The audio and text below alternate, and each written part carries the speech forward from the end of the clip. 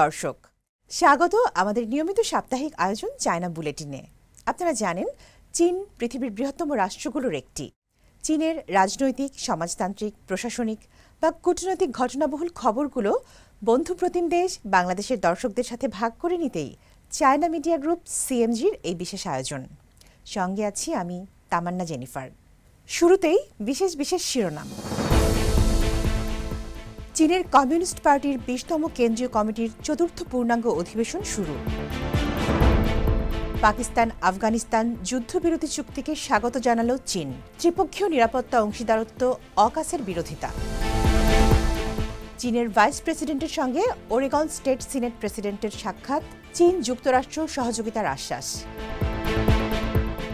২০২৫ সালে চীনের জিডিপি বেড়েছে বার্ষিক ৫.২%। চলতি বছর শেষ হচ্ছে চীনের চতুর্দশ পঞ্চবার্ষিক পরিকল্পনা। এই পরিকল্পনাই মূলত চীনের অগ্রগতির মূল রূপরেখা। এর মাধ্যমেই চীন বিশ্বজুড়ে চলমান অনিশ্চয়তার মধ্যেও ধরে রেখেছে উন্নয়ন, প্রবৃদ্ধির হার এবং উদ্ভাবনের নতুন ধারা। সোমবার চীনের কমিউনিস্ট পার্টির ২০তম কেন্দ্রীয় কমিটির চতুর্থ পূর্ণাঙ্গ অধিবেশনে আলোচিত পরবর্তী পঞ্চদশ পঞ্চবার্ষিক পরিকল্পনার খসড়ায় বলা হয়, চীন অভ্যন্তরীণ চাহিদা বৃদ্ধিকে অর্থনৈতিক প্রবৃদ্ধির প্রধান চালিকা শক্তি হিসেবে গড়ে তুলতে চায়। পাশাপাশি গ্রামীণ পুনরুজ্জীবন, আঞ্চলিক উন্নয়ন এবং সবুজ রূপান্তর ত্বরান্বিত করার পরিকল্পনাও রয়েছে। অধিবেশনে গৃহীত ৩০০রও বেশি সংস্কারমূলক পদক্ষেপ ২০২৬ থেকে ২০৩০ সালের মধ্যে বাস্তবায়ন করার সিদ্ধান্ত নেওয়া হয়, যার মধ্যে আরও রয়েছে নতুন উৎপাদন শক্তি বিকাশ, প্রযুক্তিগত উদ্ভাবন ও শিল্প আধুনিকায়ন সহ নানা বিষয়। পাকিস্তান ও আফগানিস্তানের মধ্যে সাম্প্রতিক যুদ্ধবিরতি চুক্তিকে স্বাগত জানিয়েছে চীন। দেশটির পররাষ্ট্র মন্ত্রণালয়ের মুখপাত্র কো চিয়াখুন সোমবার এক সংবাদ সম্মেলনে বলেন, দুই দেশের সম্পর্ক উন্নয়ন ও আঞ্চলিক স্থিতিশীলতায় চীন গঠনমূলক ভূমিকা রাখতে প্রস্তুত। পাকিস্তান ও আফগানিস্তানের সরকারি সূত্র নিশ্চিত করেছে, তারা সীমান্ত সংঘর্ষ বন্ধে তাৎক্ষণিক যুদ্ধবিরতিতে সম্মত হয়েছে।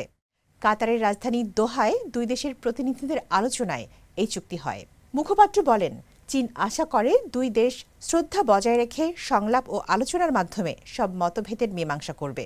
এদিকে অপর এক সংবাদ সম্মেলনে মার্কিন প্রেসিডেন্ট ডোনাল্ড ট্রাম্পের অকাস চুক্তিতে পূর্ণ গতিতে এগিয়ে যাওয়া ঘোষণার প্রতিক্রিয়ায় মুখপাত্র বলেন, যুক্তরাষ্ট্র, যুক্তরাজ্য ও অস্ট্রেলিয়ার মধ্যে গঠিত ত্রিপক্ষীয় নিরাপত্তা অংশীদারত্ব অকাসের বিরোধিতা করে চীন।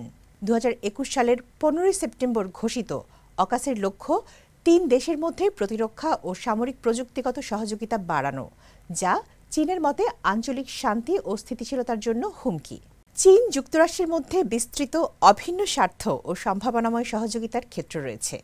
তাই দুই দেশ পারস্পরিক শ্রদ্ধা, শান্তিপূর্ণ সহাবস্থান ও জয় জয় নীতির ভিত্তিতে একসাথে এগিয়ে যেতে পারে বলে মন্তব্য করেছেন চীনের ভাইস প্রেসিডেন্ট হান চেং। মঙ্গলবার মার্কিন যুক্তরাষ্ট্রের ওরেগন স্টেট সিনেটের প্রেসিডেন্ট রব ওয়াগনারের সঙ্গে বেইজিংয়ে সাক্ষাৎকালে হান চেং আশা প্রকাশ করেন, যুক্তরাষ্ট্র চীনের সঙ্গে কাজ করে দুই বৃহৎ শক্তির সহাবস্থানের সঠিক পথ অনুসন্ধান করবে, যা উপকৃত করবে পুরো বিশ্বকে।